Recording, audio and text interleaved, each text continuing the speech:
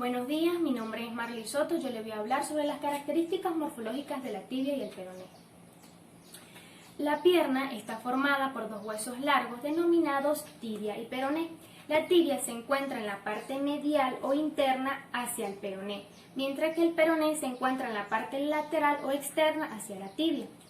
Acá tenemos una vista anterior y una posterior del miembro inferior derecho. Como todo hueso largo, la tibia presenta dos extremidades, las cuales son epífisis proximal, epífisis distal y el cuerpo que vendría siendo la diáfisis. La epífisis proximal presenta dos grandes prolongaciones denominados cóndilos. Tenemos el cóndilo lateral externo, cóndilo medial o interno. En la parte superior de esos cóndilos hay dos grandes concavidades que son las que se articulan con el cóndilo del fémur. En la parte lateral o externa hay una gran carilla articular que se articula con la cabeza del peroné. En la parte inferomedial de estos dos cóndilos hay una prominencia denominada tuberosidad tibial. Es allí donde se inserta el tendón rotuliano.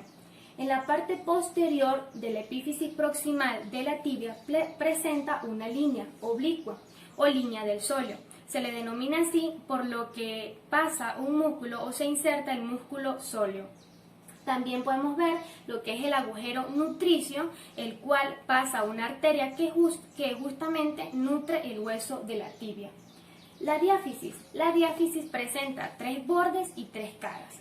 El primer borde sería borde anterior, que se origina de la tuberosidad tibial y termina en el borde anterior del malleolo.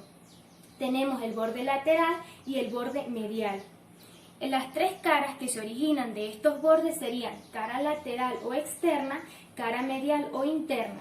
Del borde medial y el borde lateral se origina la cara posterior de la diáfisis de la tibia. Tenemos la epífisis distal. La epífisis distal presenta una prolongación denominada malleolo interno, que es este que tenemos acá. Este posee 5 caras. La cara anterior, cara lateral o externa, cara medial, cara inferior y la cara posterior. En la cara posterior presenta un surco llamado surco alveolar. En la cara lateral o externa presenta una escotadura que se articula con la epífisis distal del peroné, de manera que existirían dos articulaciones tibio-peronea, articulación tibio-peronea proximal y articulación tibio-peronea distal. Acá tenemos una vista superior de lo que es la epífisis proximal del peroné y todo esto que es la tibia. Este es el cóndilo lateral externo, cóndilo lateral interno. Presenta dos surcos, los cuales son el tubérculo intercondilio lateral, que es este, y el tubérculo intercondilio medial. Posee dos zonas, la zona intercondilia anterior y la zona intercondilia posterior. Esto en rojo que podemos ver acá son los ligamentos cruzados, ligamento cruzado anterior y ligamento cruzado posterior. Tenemos los ligamentos de la tibia, están los superiores y los inferiores. Los superiores se encuentran ubicados en la epífisis proximal de la tibia, los cuales son el ligamento colateral medial, el tendón del tracto iliotibial y los ligamentos cruzados anterior y posterior, y el tendón roteliano, que es muy importante ya que forma parte de la rótula y de la inserción del cuádriceps femoral. En la parte inferior tenemos lo que es el ligamento tibio-peroneo, que sería este, y el ligamento medial del tobillo.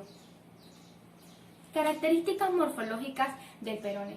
El peroné también presenta dos extremidades, las cuales son epífisis proximal, epífisis distal y la diáfisis, que sería el cuerpo. La epífisis proximal presenta la carilla articular, que como dije antes, es la que articula con el cóndilo lateral externo. En la parte posterior de esta epífisis proximal hay una gran prolongación llamada apófisis estiloide del esternón. Ahora bien, tenemos lo que es la diáfisis. Este hueso va desde la zona anterior a la zona anterior. Tenemos en él se van a estudiar tres bordes y tres caras. Acá tenemos una vista inferior sagital de lo que es la tibia y el peroné. Los bordes que se originan del peroné serían borde anterior, borde medial o interno, o también se le denomina interóseo, ya que pasa justamente por donde está la membrana interósea, y el borde posterior. De estos tres bordes se originan las tres caras, las cuales son la cara anterior, que se origina del borde anterior y del borde medial. Tenemos la cara más larga, que es la cara anterior, y por último la cara posterior. La epífisis inferior, esta sería la epífisis inferior del peroné y la epífisis de la tibia. La epífisis del peroné presenta una escotadura que podemos ver acá, denominada malleolo externo, malleolo lateral externo, y en la parte posterior la fosa malleolar. Esta zona que está acá se le denomina la área de articulación con el astrágalo. Esta zona que tenemos acá sería el malleolo interno de la tibia. Los ligamentos del peroné, están los superiores y los inferiores. Los superiores se encuentran ubicados en la epífisis proximal del peroné, los cuales son el ligamento colateral peroneal, que es la porción del tendón del bíceps femoral, y los inferiores serían el ligamento tibio peroneo, ligamento astrágalo peroneo y ligamento calcáneo peroneo. Ahora bien, tenemos los músculos de la región externa de la pierna. En él encontramos el peroneo lateral largo.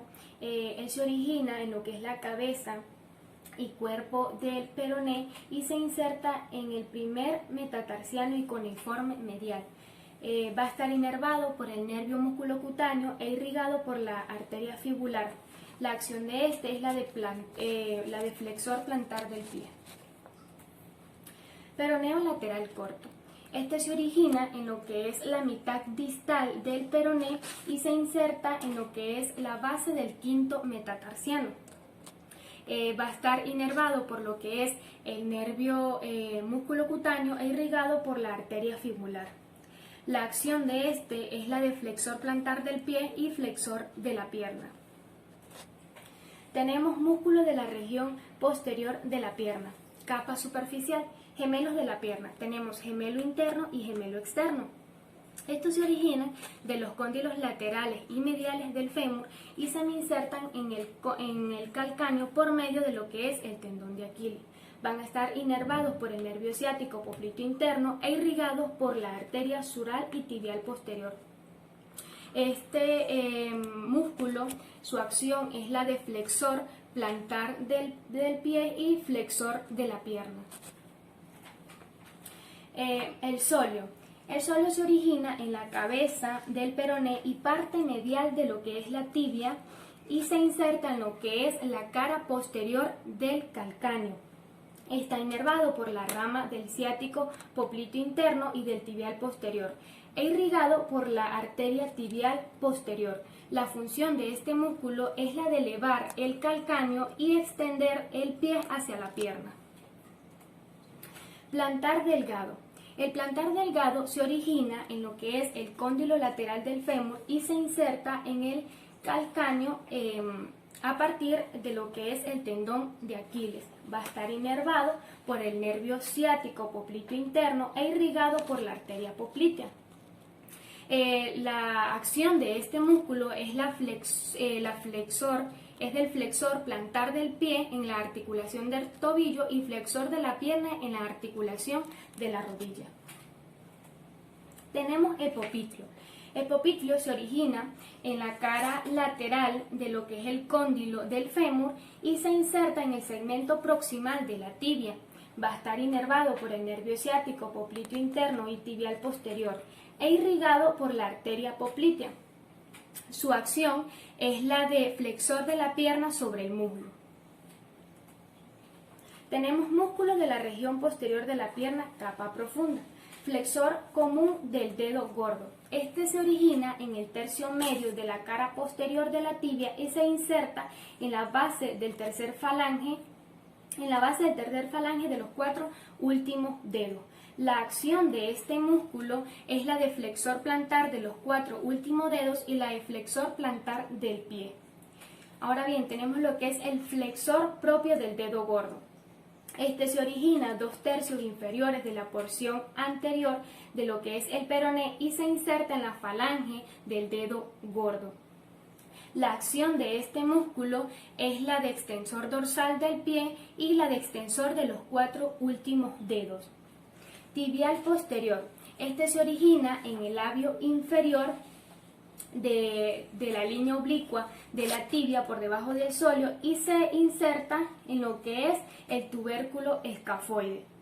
La acción de este músculo es la del flexor plantar y aductor del pie interno del pie. Estos 3 músculos van a estar inervados por lo que es el nervio tibial posterior e irrigados por la arteria tibial peronea.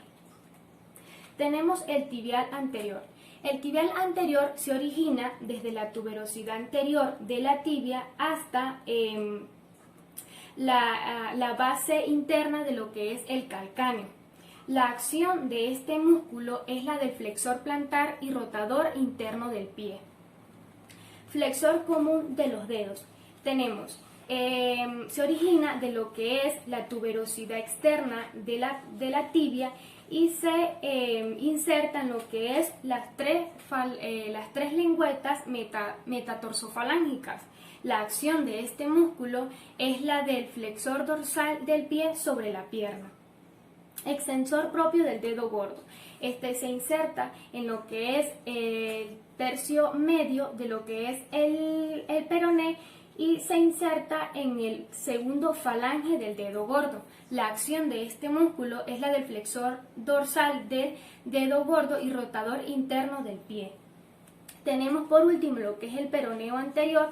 Este se inserta en la mitad inferior de lo que es la porción anterior del peroné y se inserta en lo que es el escafoide.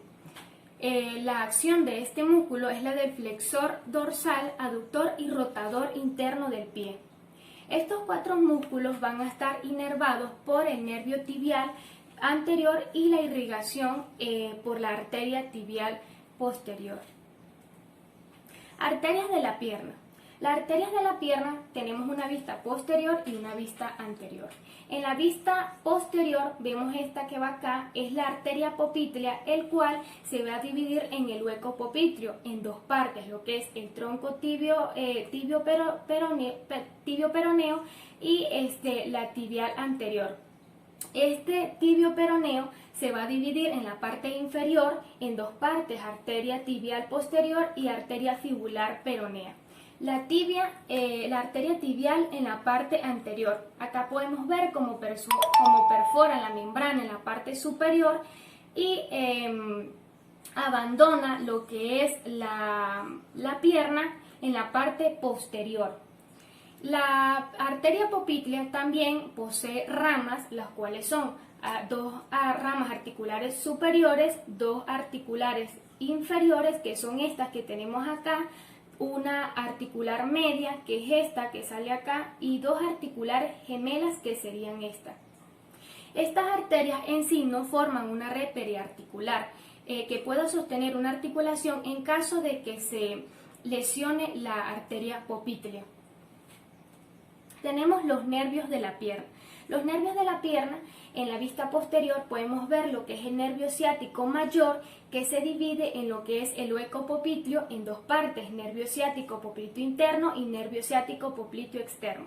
Este nervio ciático popliteo externo en la parte anterior se me va a dividir en 2 porciones, los cuales son nervio musculocutáneo y nervio tibial anterior, que justamente pasa por la parte anterior de lo que es la tibia. Y por último el nervio ciático popliteo interno, que se me divide en lo que es el nervio tibial posterior. Gracias.